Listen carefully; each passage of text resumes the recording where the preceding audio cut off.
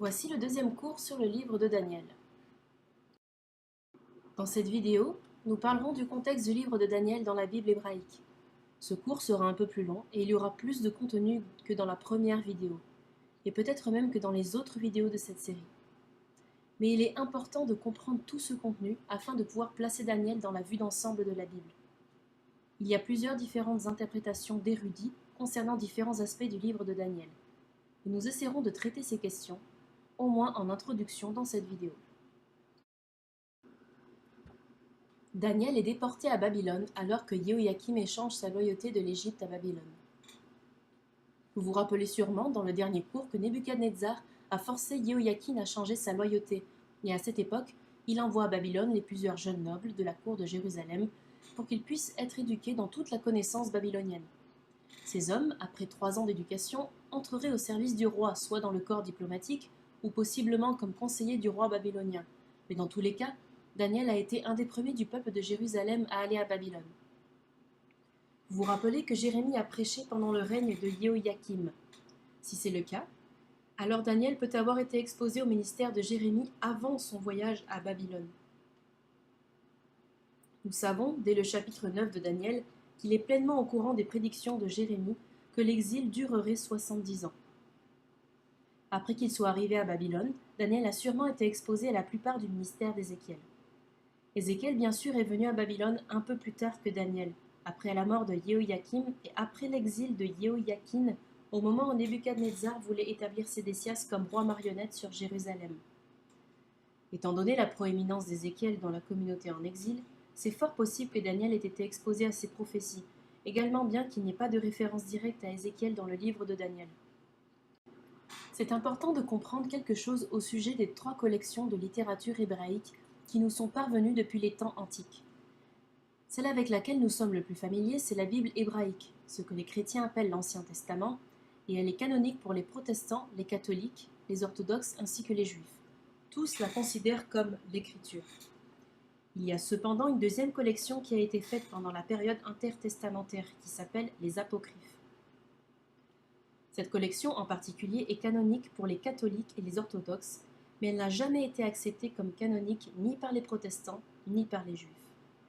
Cependant, c'est important au niveau du livre de Daniel parce que certaines sections ont été ajoutées dans la version de Daniel qui apparaît dans les Apocryphes. Elles s'appellent les additions de Daniel, et bien que ces additions ne sont pas dans le canon protestant, elles le sont dans les canons des chrétiens catholiques et orthodoxes. Il y a ensuite une 3e collection de littérature juive qui a été créée pendant la période intertestamentaire qui s'appelle les pseudépigraphes. C'est une collection de contenus qui n'est canonique pour aucun des groupes dont nous avons parlé, que ce soit les protestants, les catholiques, les orthodoxes ou les juifs. Ces livres sont tout de même importants parce qu'ils ont un style littéraire qui a beaucoup d'affinité avec le livre de Daniel, tellement que les érudits universitaires pensent souvent que le livre de Daniel est une œuvre pseudépigraphique, similaire aux autres œuvres qui ont été écrites pendant la période intertestamentaire. Nous en parlerons un peu plus alors que nous irons de l'avant.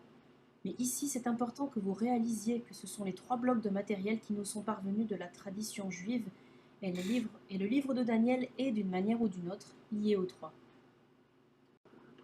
Voici les livres de la Bible hébraïque en 3 sections. La Torah, les prophètes et les autres écrits, ou Torah, Nevim et Ketubim si vous voulez les noms hébreux. Vous remarquerez que Daniel apparaît dans la Bible hébraïque vers la fin de la 3e section. Il n'apparaît pas dans le profil de la 2e section. Il y a une certaine importance à cela que nous discuterons plus tard. Mais pour l'instant, vous devriez au moins noter que Daniel tombe dans la 3e section. Et vous devriez également noter que si vous comptez les livres de la Bible hébraïque, vous verrez qu'il y a 24 rouleaux. Ce sont les mêmes 39 livres de l'Ancien Testament dans nos Bibles en français. Cependant, dans la Bible hébraïque, les rouleaux sont divisés un peu différemment qu'ils apparaissent plus tard dans les traductions de la Bible. Par exemple, vous remarquerez que Samuel et Rois dans nos Bibles sont 1 et 2 Samuel et 1 et 2 Rois. Donc ces longs livres ont été divisés en 2. Vous remarquerez également que les 12 ont été divisés en ce que nous appelons les prophètes mineurs. Finalement, à la fin de la 3e section, vous remarquerez que le rouleau d'Esdras et Néhémie est divisé en 2 livres.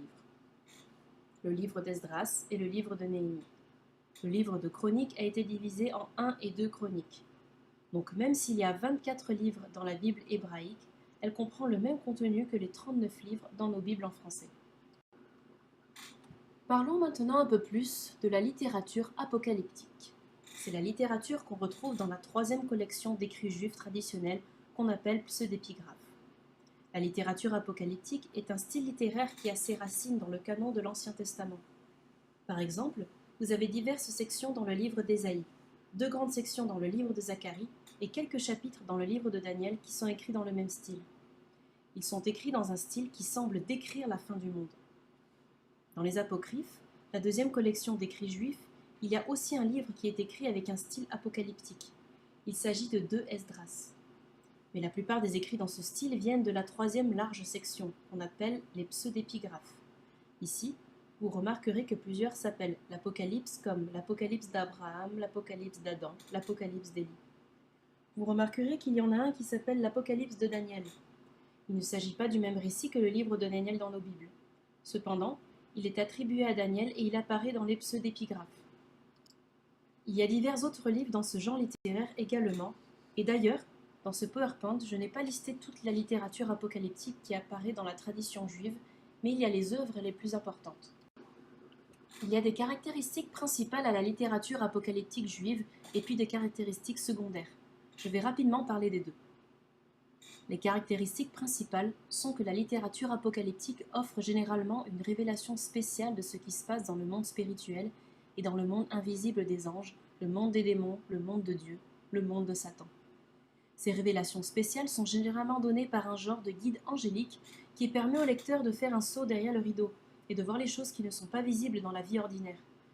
Ils offrent donc des informations spéciales qui ne peuvent être accessibles d'une autre manière.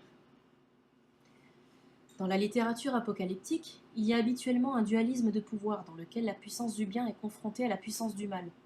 Du côté du bien, il n'y a pas seulement Dieu mais aussi une foule d'anges, des archanges, un type d'armée céleste du côté de Dieu. De l'autre côté, il y a Satan, les démons et les serviteurs du mal. Et donc ce sont 2 blocs de puissance qui se font face, et en allant derrière le rideau ou en arrière-scène de ces révélations spéciales, le lecteur peut voir ce qui se passe dans le monde spirituel. Ce type d'information va apparaître également dans certaines parties du livre de Daniel. Dans les écrits apocalyptiques juifs, il y a un dualisme d'âge où il y a une délimitation nette entre l'âge présent et l'âge à venir.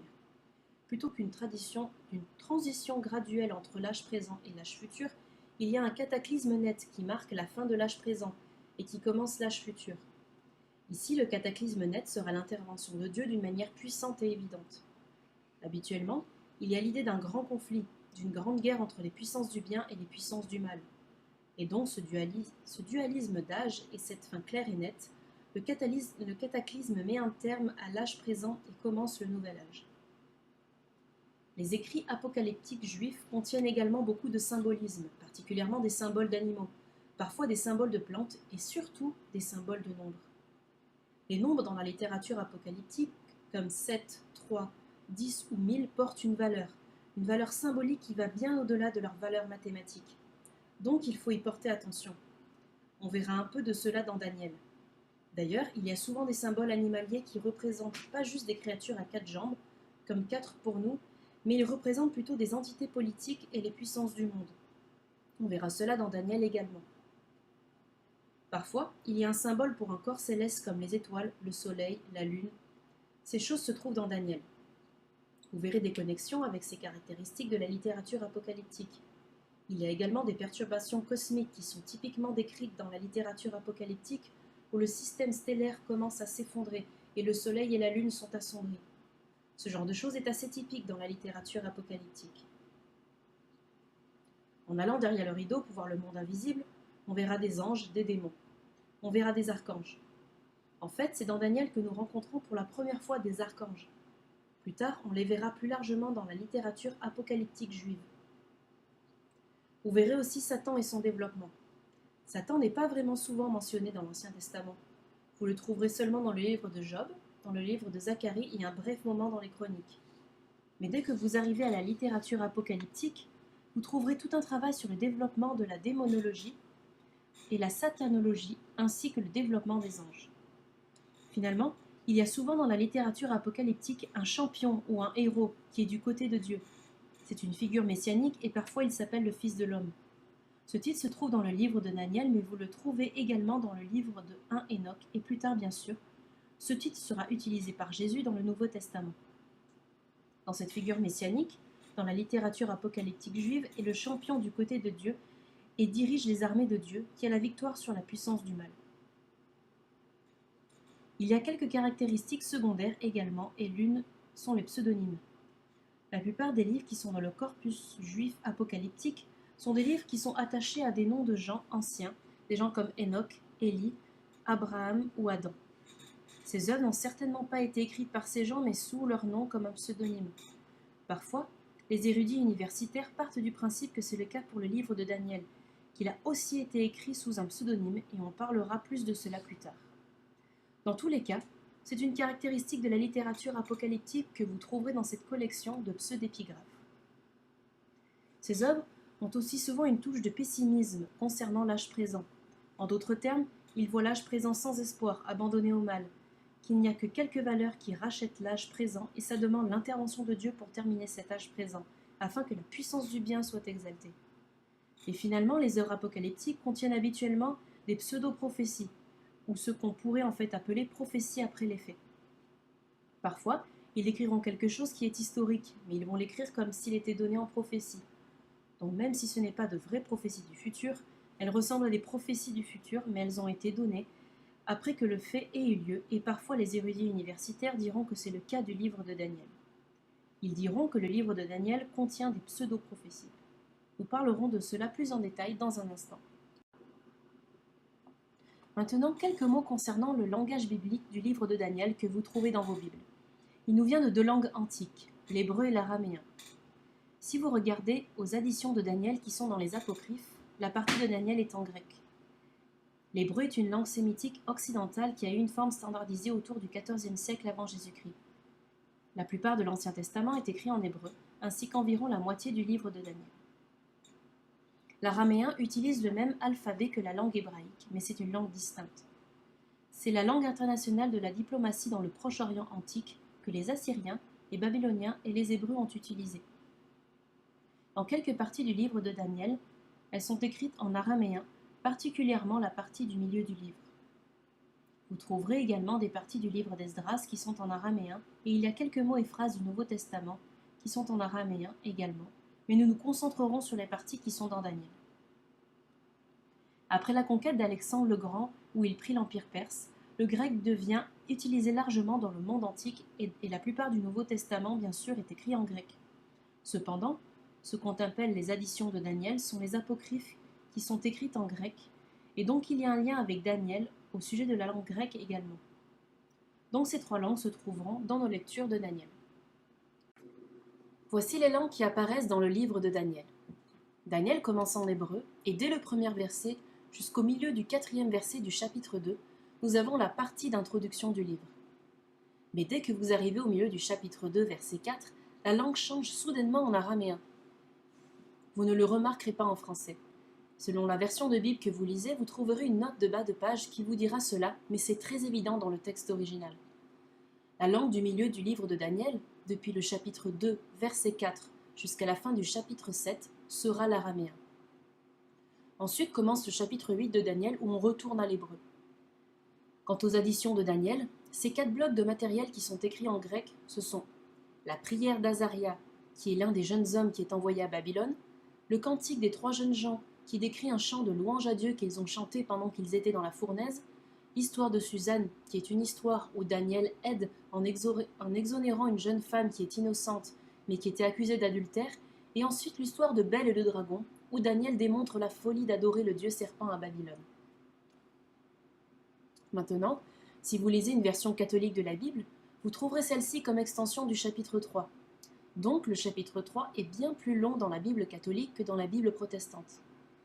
Il y aura les 2 premiers blocs de matériel et ils seront à la fin du chapitre 3. Ensuite, vous remarquerez que la Bible catholique a des chapitres 13 et 14. Ce sont les additions de Suzanne et Bel et le dragon. Dans vos Bibles protestantes, le livre de Daniel se termine au chapitre 12, mais il y a ces 2 chapitres additionnels qui racontent ces 2 autres histoires dans la Bible catholique. Donc la question est, pourquoi le livre de Daniel est écrit dans au moins 2 langues et est lié à une 3e langue ? La vraie réponse est que nous ne savons pas. Il y a des possibilités et nous en discuterons 3 d'entre elles. L'une est la théorie qu'il y a un problème de traduction ici, que peut-être le livre était composé en une seule langue, tous les chapitres probablement en hébreu. Mais dans cette théorie, une partie des documents ont été perdus, et les parties perdues ont été remplacées par une deuxième langue, qui avait déjà été traduite, et c'est ce qui expliquerait que Daniel commence avec une section en hébreu, puis en araméen, se termine en hébreu. Maintenant, il faut que je mentionne que c'est bien sûr des spéculations. Nous n'avons aucune preuve textuelle de ce genre de problème, mais au moins c'est une conjecture qui est raisonnable. Nous ne savons simplement pas si c'est vrai. Une deuxième théorie est une théorie de rédaction, ou une théorie d'édition où des parties du livre ont été compilées à partir de sources préexistantes dans différentes langues. Si c'est le cas, alors certaines parties du livre de Daniel ont été composées à l'origine en hébreu, d'autres étaient écrites en araméen et ces parties ont été rassemblées dans ce que nous appelons le livre de Daniel aujourd'hui. Nous savons certainement que ce genre de choses est déjà arrivé avec certains livres de l'Ancien Testament, comme par exemple les livres de 1 et 2 rois qui ont été compilés à partir de sources préexistantes. Et souvent, dans le livre de 1 et 2 rois, vous trouverez des références aux archives des rois d'Israël et aux archives des rois de Juda. C'était le matériel de source pour eux, afin qu'ils puissent plus tard en faire le livre de 1 et 2 rois. Si c'est ce qu'il s'est passé avec le livre de Daniel ou pas, nous ne savons simplement pas. Mais au moins, il tente d'expliquer pourquoi le livre est écrit en 2 langues. La troisième théorie est une théorie théologique, et c'est celle-ci qui est adoptée par probablement le plus d'érudits conservateurs qu'aucune autre. Ici, l'idée est que le livre a été écrit intentionnellement en 2 langues pour refléter quelques inquiétudes théologiques. L'auteur utilise l'araméen pour les sections qui parlent de situations internationales et il utilise l'hébreu pour les sections qui concernent le peuple d'Israël dans le royaume de Dieu. Et donc, de cette manière, il y a une base théologique pour ces 2 langues dans le livre de Daniel, et ça n'a rien à voir avec la traduction ou la rédaction. Ça a un but théologique, une emphase théologique dans ces sections. Finalement, on dira qu'aucune de ces théories n'a fait l'unanimité. Elles sont toutes spéculatives à un certain degré. Donc on va simplement laisser ces théories sur le banc. Vous pouvez y réfléchir, mais pour l'instant, il n'y a donc pas de consensus pour savoir laquelle est vraie. Voici les textes du livre de Daniel que nous utilisons pour le traduire en français et d'autres langues. Les plus vieux textes hébreux que nous avons viennent des rouleaux de la mer Morte et ils sont en hébreu et en araméen.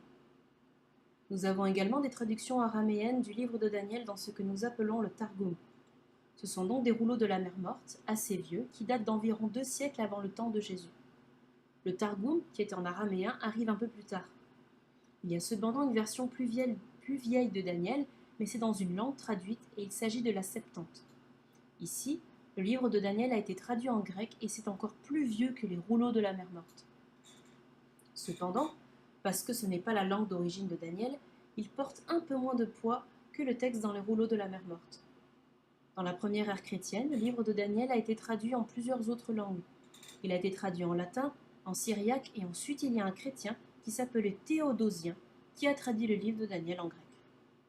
L'importance de l'œuvre de Théodosien est que sa traduction est considérée comme une bien meilleure version que la traduction grecque de la Septante. Et donc, si vous lisez la Septante, une version moderne de la Septante, vous découvrirez qu'elle contient la traduction de la vieille Septante de Daniel ainsi que la traduction plus tard de Théodosien. La traduction de Théodosien est considérée comme plus exacte que l'ancienne version. Ensuite, aussi tard que le 9e siècle après Jésus-Christ, nous avons des textes hébreux qui viennent de la tradition massorète. Ces traditions contiennent un texte avec des points qui est un texte avec des petites marques qui indiquent les voyelles et un autre texte sans points qui est simplement le texte avec les consonnes sans les voyelles. Ils sont importants car ils sont dans la langue d'origine et ils sont complets. Ils ne sont pas fragmentés alors que les rouleaux de la mer Morte sont fragmentés. Les autres choses que nous savons sont des traductions. Donc ces textes hébreux, avec et sans les points, reflètent la langue d'origine de Daniel et elles sont complètes. Voici un petit coup d'œil sur une ancienne copie de la Septante que nous avons sur un papyrus grec. Il se trouve à Cologne en Europe. Il s'appelle le papyrus 967 et contient une partie du livre de Daniel, chapitre 2. La plupart de ce que nous avons dans le livre de Daniel de l'Ancien Testament se trouve sur des fragments comme celui-ci. Maintenant, quelques mots concernant la structure de Daniel. Daniel a 2 sections. Les chapitres 1 à 6 sont tous écrits à la 3e personne, comme si quelqu'un d'autre écrivait au sujet de Daniel. Ils contiennent l'histoire de l'arrivée des jeunes hommes à Babylone, le rêve de Nebuchadnezzar, l'expérience dans la fournaise de feu, la période de folie de Nebuchadnezzar, la chute de Babylone par les Perses et ensuite la célèbre histoire de Daniel dans la fosse aux lions. Les chapitres 7-12, quant à eux, sont écrits à la première personne. Ils sont écrits comme si Daniel lui-même écrivait un récit autobiographique des 4 visions qu'il a eues pendant qu'il était à Babylone. C'est intéressant que les sections à la première personne et à la troisième personne ne fassent pas la paire avec les sections en hébreu et en araméen de Daniel. Ça veut dire que dans les chapitres 1-6, qui sont écrits à la troisième personne, sont en partie en hébreu et en partie en araméen. Et dans la deuxième section de Daniel, qui est écrite à la première personne, le début est en araméen et la conclusion est en hébreu. Ainsi, il semble que ça donne du poids à l'idée que le livre de Daniel a été composé en 2 langues, peut-être pour des raisons théologiques, plutôt que pour d'autres idées spéculatives que nous avons mentionnées avant. Mais dans tous les cas, voici la structure basique du livre de Daniel avec les 2 sections principales et les divisions entre eux. Nous arrivons maintenant à la grande question concernant le livre de Daniel et plus spécifiquement qui a écrit ce livre et quand il a été écrit. Il y a 2 grandes opinions principales sur ce sujet. L'une est celle qui sort principalement des universités, et vous pouvez aller dans n'importe quelle université majeure en Europe, en Angleterre ou aux États-Unis, c'est la position de base qui sera prise. Cette position dit que le livre de Daniel a été écrit pendant le 2e siècle avant Jésus-Christ. Il n'a pas été écrit par Daniel à l'époque de Babylone.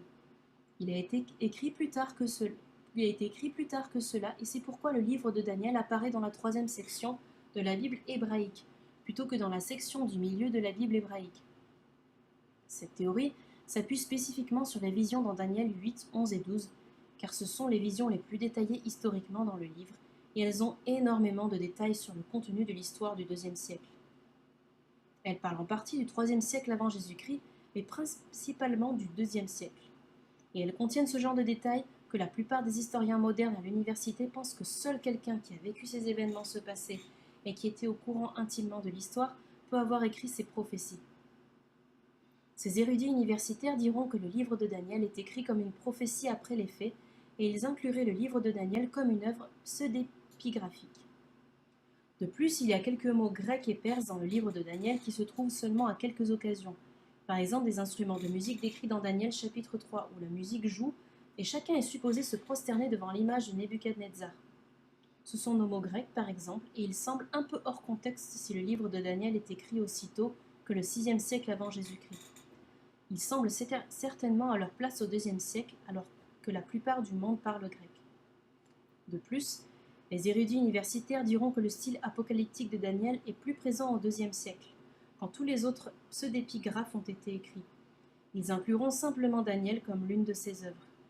Donc, dans cette conclusion, Daniel est écrit par un inconnu qui utilise le nom de Daniel, et la prophétie est après. Il voit un lien en particulier entre le livre de Daniel et la lutte juive contre les Grecs syriens au milieu du 2e siècle. On pourra en dire beaucoup plus de choses sur le sujet lorsque nous arriverons au chapitre 8, 11 et la fin du livre.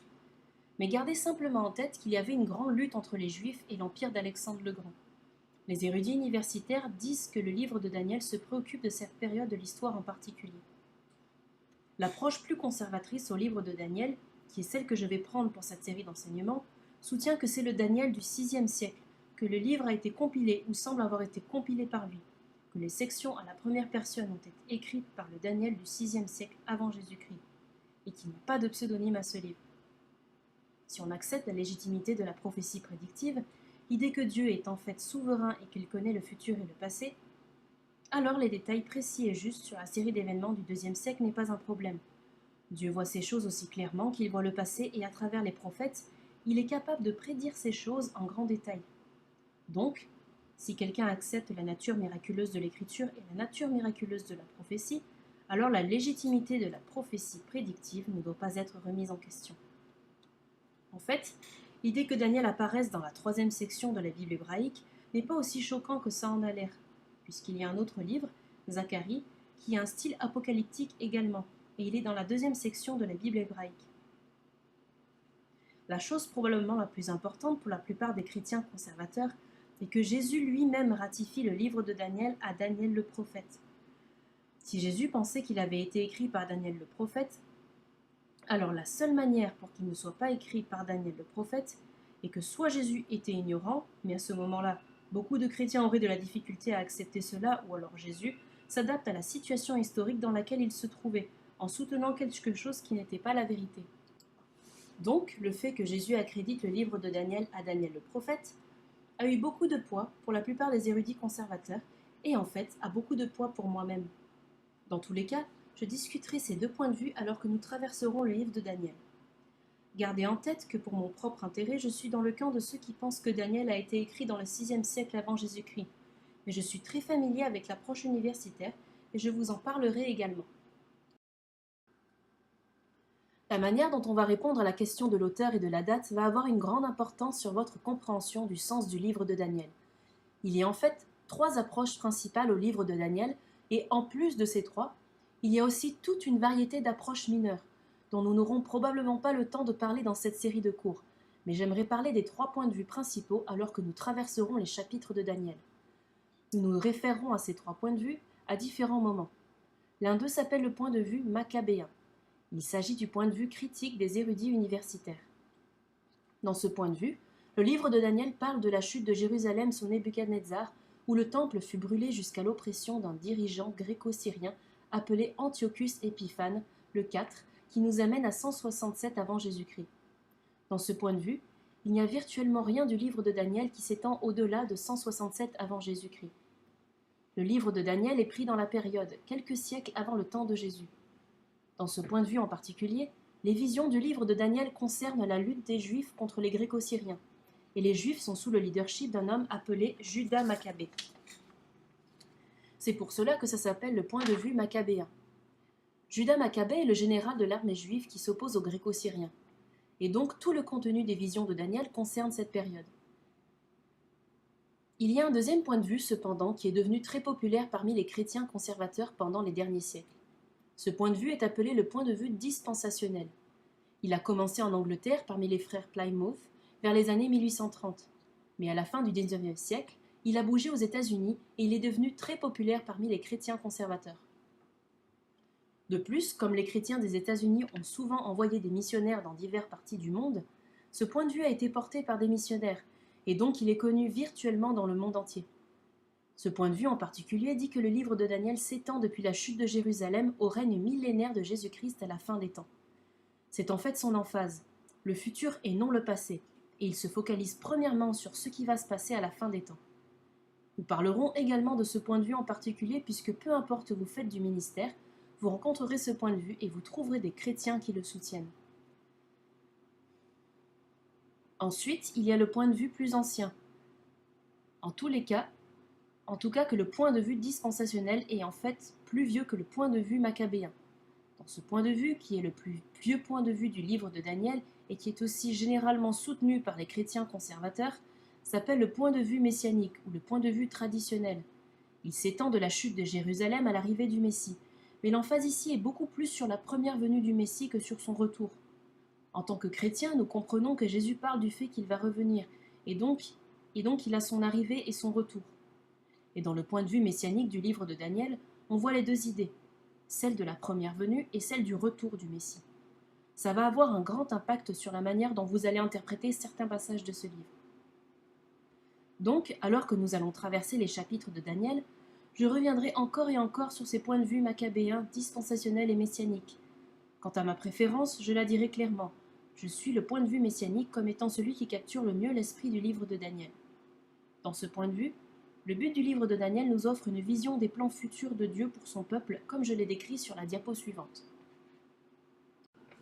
Les Juifs avaient perdu leur terre, ils avaient perdu leur temple, ils avaient perdu leur roi de la lignée de David, et ils avaient perdu leur capitale. Et pourtant, le prophète dit qu'il y a un but qui reste pour eux dans le futur, et le livre de Daniel décrit ce but.